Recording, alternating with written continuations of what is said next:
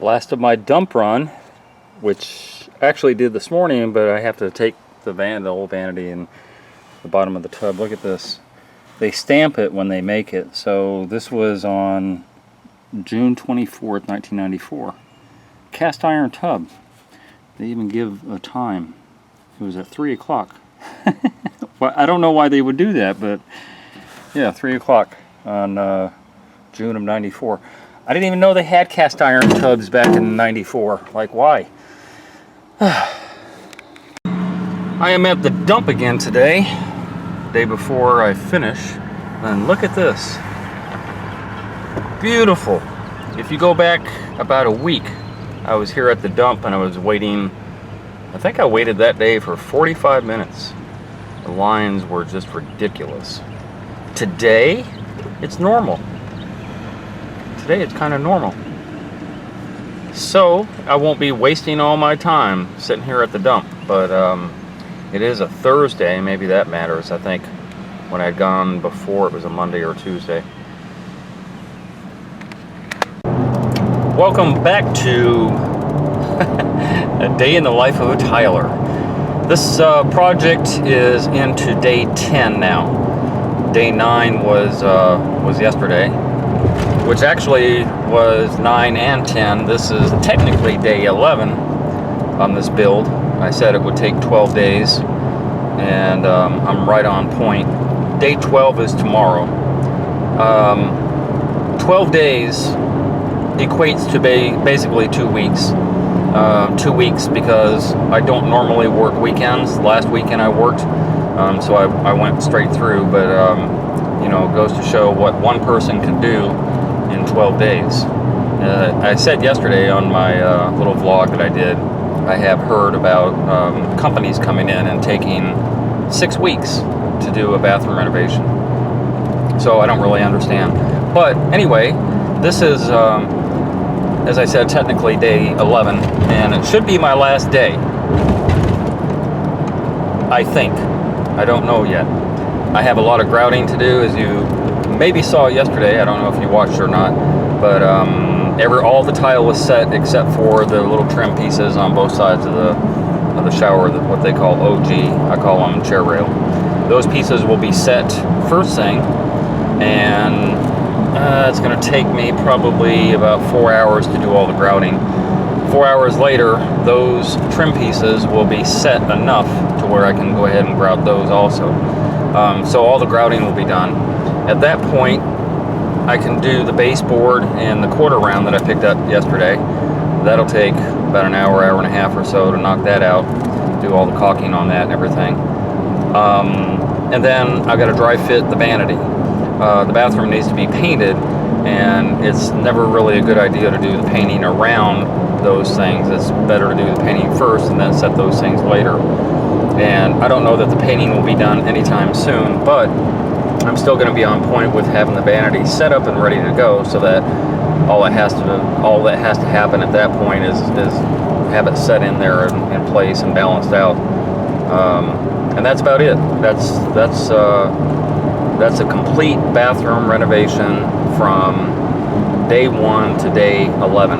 And if I have to come back tomorrow for anything, it'll be final touches for a couple hours. So that is my bumper day, Friday.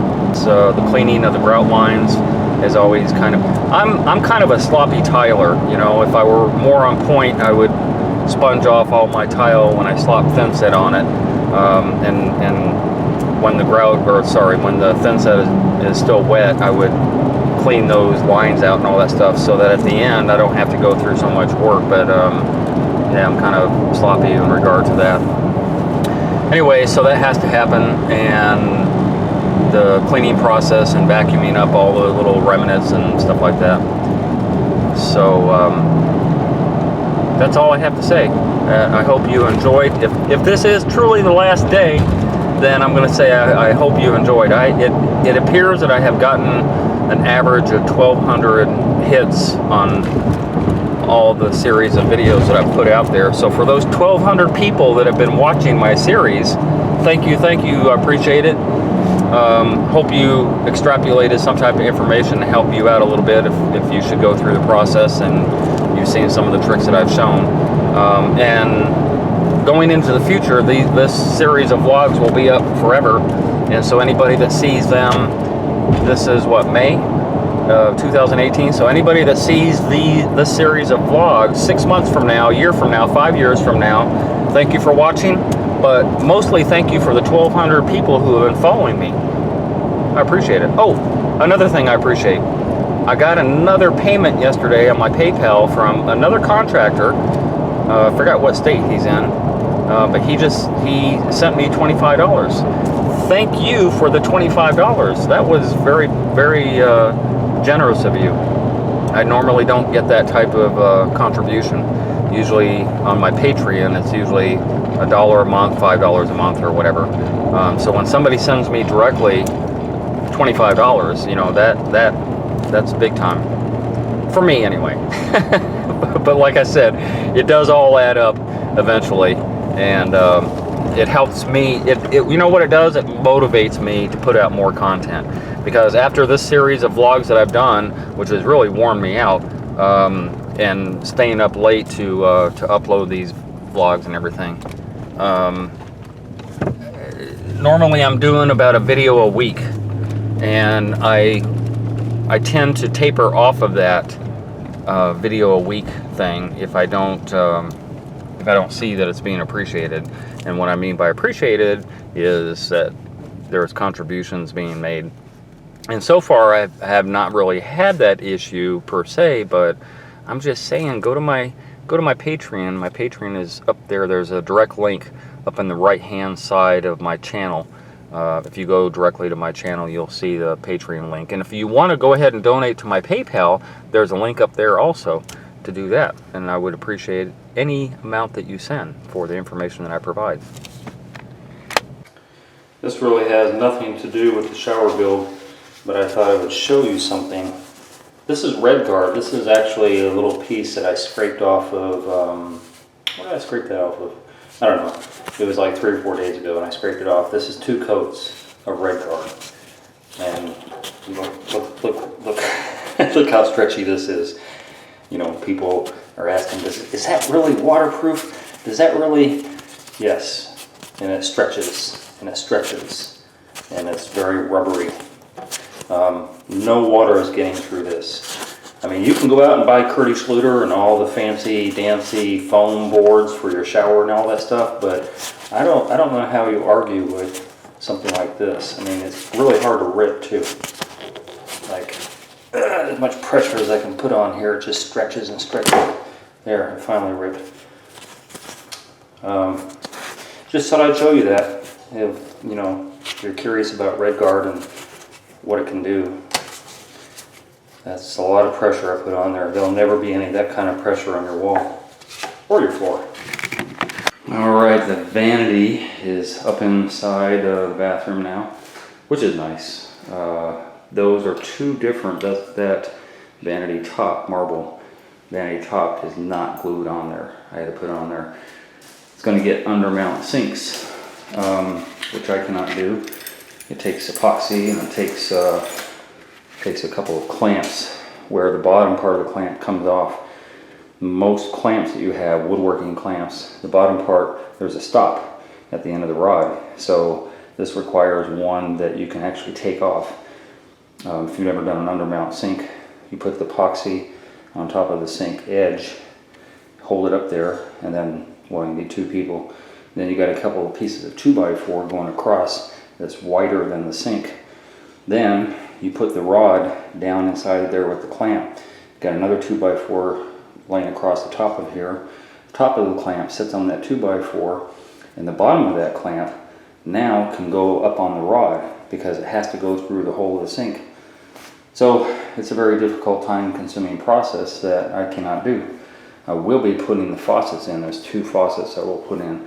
But the biggest issue that I ran into, is doing the plumbing. So I already knew that the P-trap would not fit. It sits over there, which I'd already known because that's where it's at. So now I'm going to have to cut out the back of here about another 4 inches to make the P-trap happen. My supply lines are down there and a little taller than where the vanity is sitting currently. So rather than cut them down, I have another solution. And there's my waistline, and the P-trap will fit perfect there, which I already knew. And there are my supply lines, again, sitting up a little higher. But the bigger issue is there are two, I took the drawers out. There's this bottom part where the drawer is, wood, and then there's this top part, wood, that I have to go through. So there's probably half a dozen solutions, but what I decided I'm going to do is I'm going to lean this whole vanity down. Of course, put a blanket on the floor, lean it down so I can get it, so I can get to the bottom, and then I'm going to cut out probably about an 8 or 9 inch square by about 5 inches at the bottom, so that the whole thing can be sitting on top of where that square was, then through here, and then the supply lines, you'll be able to see it through there. Supply lines will be able to get fed through that square. And then I can drill a couple of holes over here for the supply lines to come up. So that's the solution. So I'm going to tackle that tomorrow. Mirror is going to go here, and a mirror is going to go here. They're 24 by about 32. And sconces were bought to put on the left and the right side, but they won't fit because there's only about 2 inches and there's going to be a stud over there.